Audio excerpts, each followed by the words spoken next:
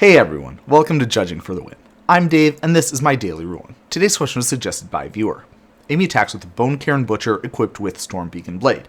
Does Amy get to draw a card? Okay, so the first thing that we'll point out is that both Mobilize and the Stormbeacon Blade's ability trigger when Amy attacks with Bone-Cairn Butcher. That means that Amy chooses the order for those triggers to go onto the stack. I think it's pretty obvious why stacking the Make 2 Tokens ability underneath the Equipment's ability isn't going to work out. So we'll assume that Amy chooses the correct order where the Mobilize ability will resolve first. Now if that's the case, we can see that first, Amy will put 2 attacking creatures into play, and then, when the Stormbeacon Blade ability resolves, the game will check to see if Amy has 3 or more attacking creatures. By this time, she does, and so that means that Amy does get to draw a card. There is one kind of tricky thing about this question that might have gone through some of your minds. To see what that is, let's take a look at this alternate wording for Stormbeacon Blade that I came up with.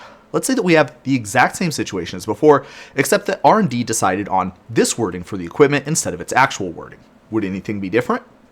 And as you might have guessed, based on the way that I was talking, the answer is yes. If you watched last week's episode about Fear of Burning Live, you might have already guessed the reason.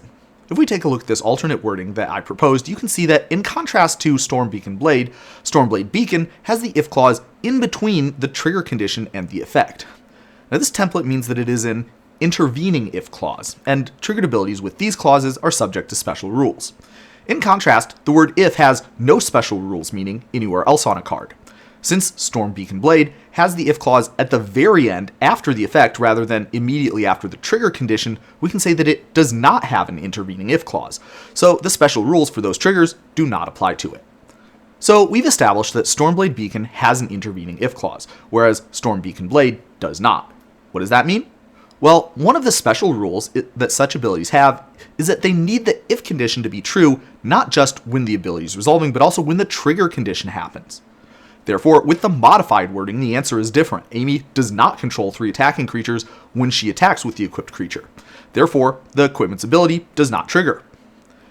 The interesting thing is that most of the time, Wizards of the Coast likes to use the intervening if clause wording on effects like these. I have no doubt that if Stormbeacon Blade was printed at another time in Magic's history, it would have featured an intervening if clause too. The actual wording was chosen specifically so that it would have a favorable interaction with Mobilize. Pretty cool to see the rules tech going on under the hood here, huh? And that's all I have for you today. How did you do? Join me again next time for another daily ruling. Until then, I hope you have a great day.